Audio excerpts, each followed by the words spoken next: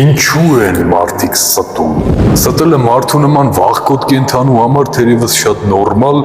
և բնական հատկանիշ է։ Նախ եկեք հասկանանք ինչ է սուտը։ Սուտը իրականության միտումնավոր կեղծումն է։ Երբ մի մարդ մյուսին ասում կամ ցուցադրում է մի բան, որն իրականում այդպես չէ, որպեսզի տվյալ իրավիճակը շրջի իր քաքլան եսի օգտին, բայց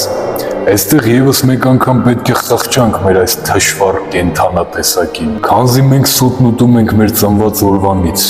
ուզած թե չուզած։ Երբ մեր անպաշտպան ուղեղների մեջ պրոպագանդան սրսկում է իր գարշահոտ մայոնեզները, շրջակա միջավայրի և մեր մասին կեղծ պատմվածքներով, որ մարդիկ մեծանան ոչ թե ազատ բանական էակներ,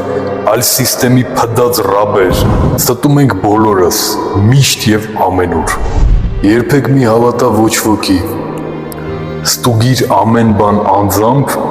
և վստահիր միմիայն քո սեփական փորձառությանը։